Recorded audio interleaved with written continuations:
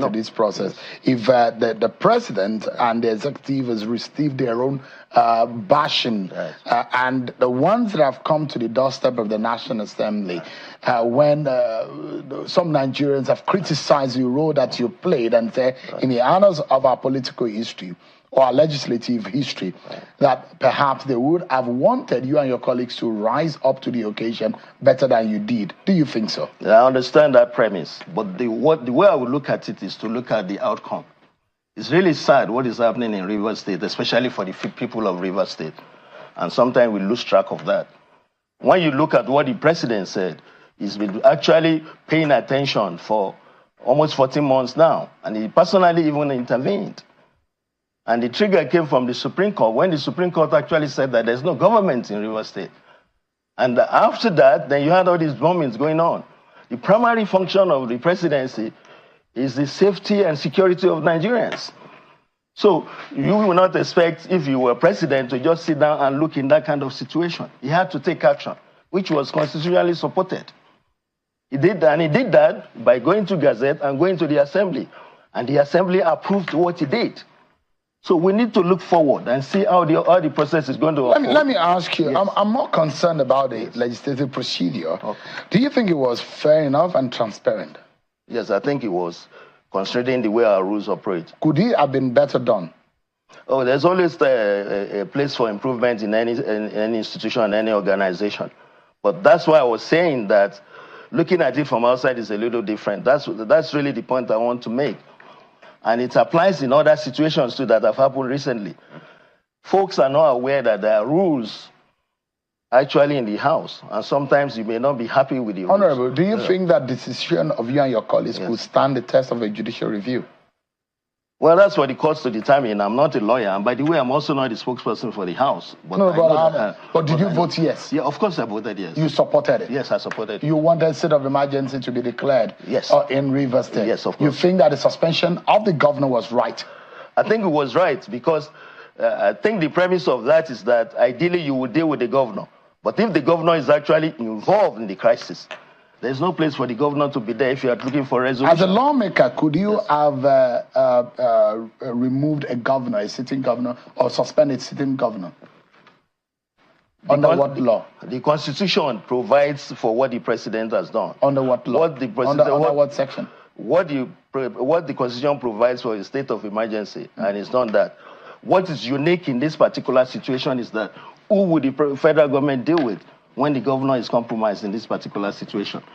So this is historically something that has been done that I think is acceptable so that the country can move forward. It wasn't only the governor that was suspended. The deputy was suspended. Every elected officials in the state were being suspended. Right. How would you feel if you were suspended by the president from acting or representing your people?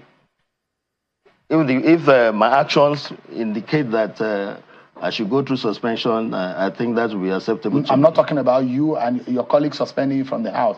I'm asking if the president unilaterally suspend you from representing the people of Oshodi Solo, federal constituency. I think we have to look at the global picture. Not try to. I'm asking whether or not it is lawful. I'm also responding. I'm responding to. Is it lawful for anybody? You were elected by your people, isn't it? I'm sure you allow me. Can another elected person remove you from office? I'm sure you allow me to respond. Please to go ahead, sir. Yes.